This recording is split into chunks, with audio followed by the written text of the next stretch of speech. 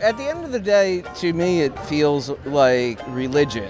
There's lots of good arguments for lots of different religions. This is some real shit. You know, I don't think about it a lot. Do you believe as though human beings are animals? Yeah, I think so. What do you think? I believe that we have a biological element, and I don't want to harm myself by not eating meat. So what's your relationship with animals? Like, do y'all like animals? I like cats. Yeah, you're dressed like a cat. I am a cat. Everyone says, Ben, you're a furry. I don't like you. And I say, I'm not a furry. I'm a cat. Do you think they have moral value? Yes, I believe a society that treats its animals well is a civilized society. Are you a cat? I'm a bunny. Do you think that we as a society treat animals well? Well, that's the crux of the thing, right? You're asserting that raising animals to eat them is not treating them well, and probably sometimes that's true. I think animals are cute. I don't know, it's just something about them though. It's just tasty. I'm actually pretty spiritual, and I feel like a lot of us, including myself, are just like so disconnected from what they eat. My assertion would be that the act of killing them when we don't need to is what's wrong about it. But let's kind of tie it back to larger society. So like, where does most meat that's sold in the U.S. come from? Small farms or factory farms? Probably factory farms. Yeah. That's why they're invented. Do you think the fact that they are tasty, taste is a sense, right? Like sight, smell, sound. Do you think sensory pleasure can justify violence toward animals?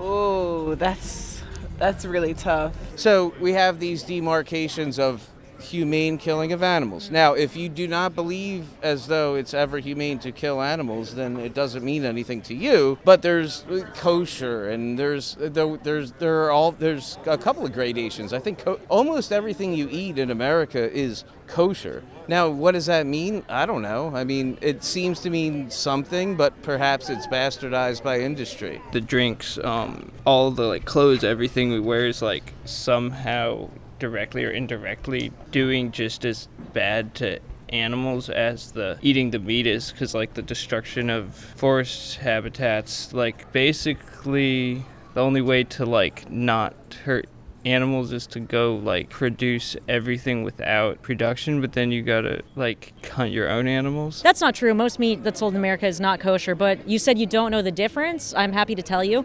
So the difference between kosher/halal slaughter and normal slaughter is that in normal slaughter, animals are stunned before they're killed. A lot of time the stunning doesn't work, but there's an attempted stunning. Okay. And kosher, there is no attempted stunning, so they're just killed without being stunned. Okay. Do you think that's better?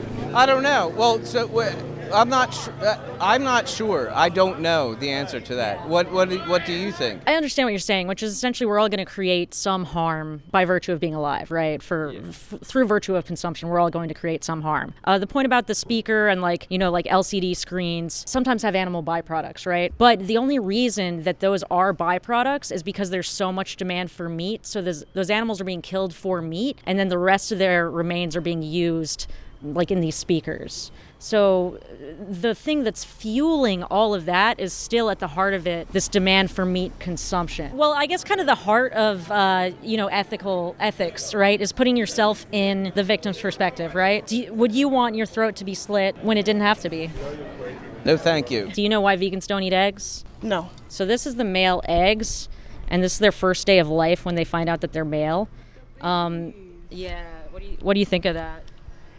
They're just babies. Oh my goodness.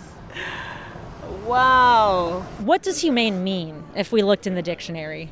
I haven't never looked up that word ever. Right. No one has. So it means compassionate or benevolent. Okay. So can you compassionately kill someone who doesn't want to or need to die?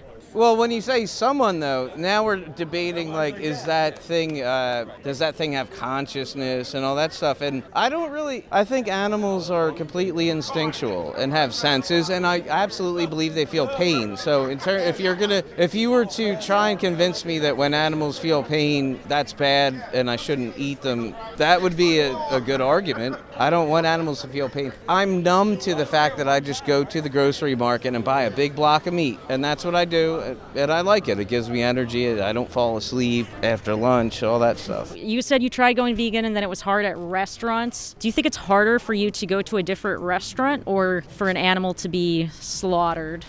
Damn. It's probably harder for the animal to be slaughtered. Do you think that like a dog or a cat, would that be a someone or a something? I mostly err on the side of something, but it is a someone. I have 7 cats at home, by the way. Do they all have their own individual personalities? Yep, for sure. I mean, I'm thinking about it in the perspective of, like, what if that was my baby? Yeah. What if that was, like, my little sister and we're all just being, like, fucking smashed to pieces just so everybody can eat. Oh, my God. Shit. This is some real shit. You know, I don't think about it a lot. Do you think that like a pig or a chicken or a cow, do you think that they're different from cats or do they also have their own individual personalities? They're probably different from cats, and based on their difference in cats, they probably have different personalities as well.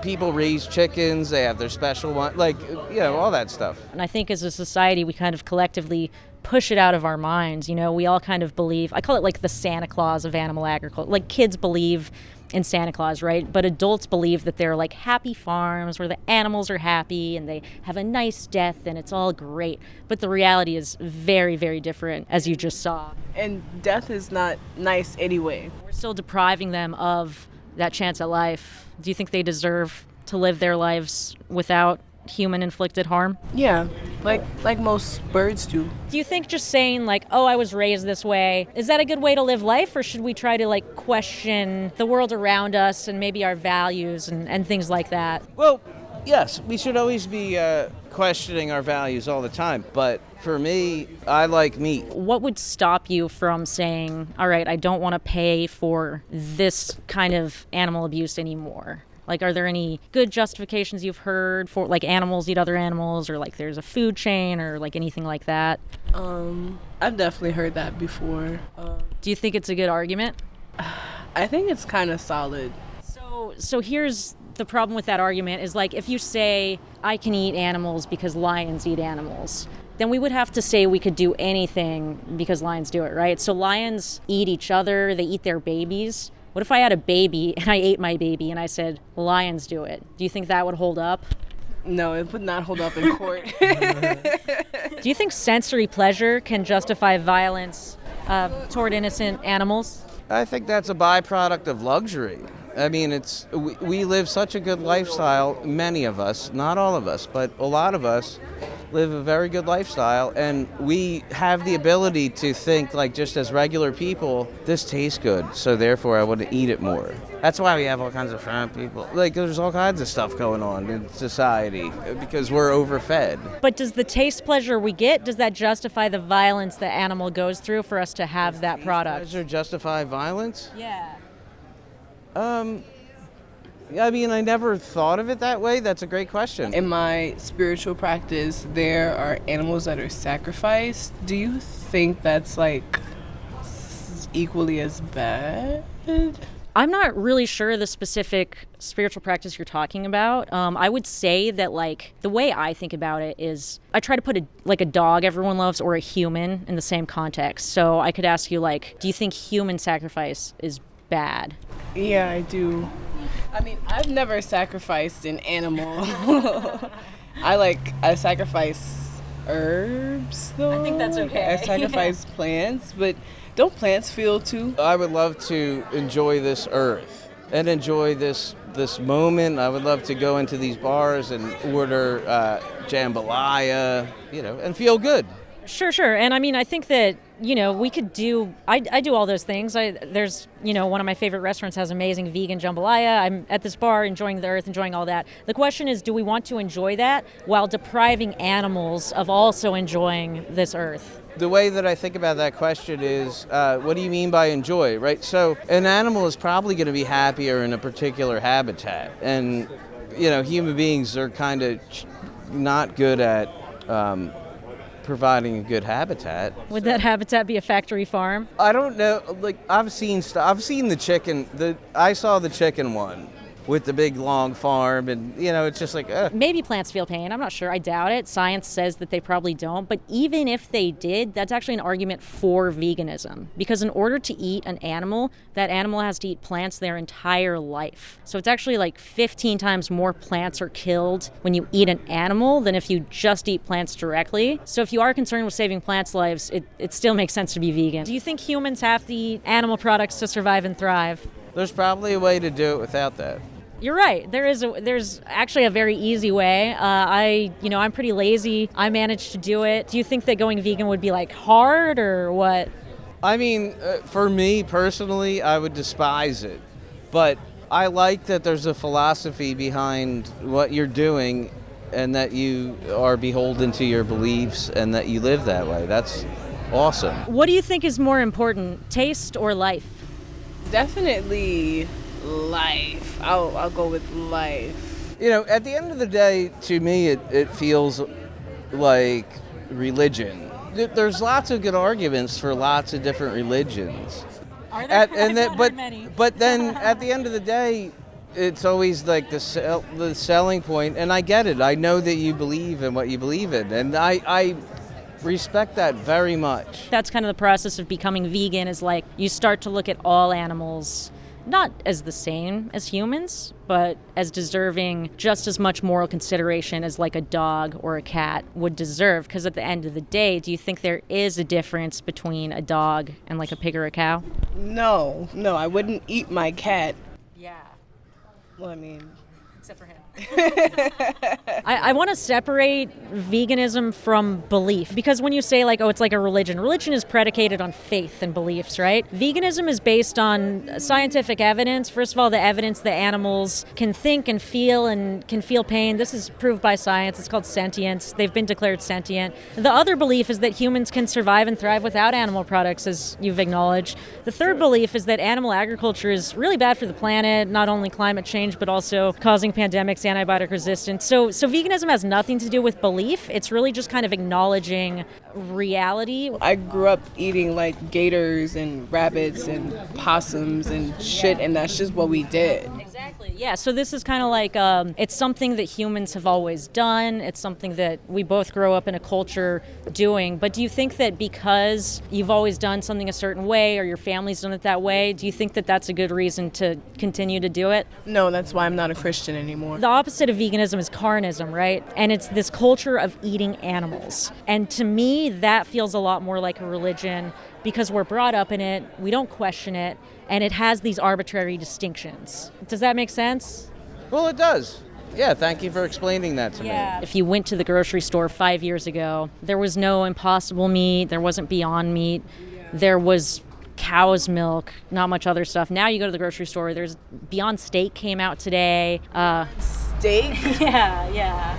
Wow. Right, so all this stuff is really changing, because if you do go vegan, it's not just you, it is a mass of people, but even if it were just you, there's studies that show that one person going vegan can save anywhere from 30 to 600 animals per year. So like if you looked out and you saw 100 animals, we'll just go on the lower side, and you knew that they weren't going to, have to go through this stuff that we saw because of you, do you think that's a difference? Yeah, that's a difference. If you could live a life where you intentionally harmed humans, intentionally harmed animals, or neither, what would you choose?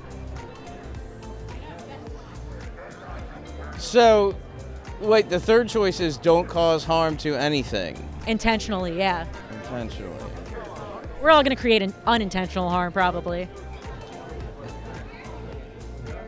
I don't know. That's another think piece. I don't know what the answer to that is. Yeah. I would think about that, man. Neither. Do you think going vegan and no longer intentionally paying for products that come from this abuse, do you think that would be more in line with that goal?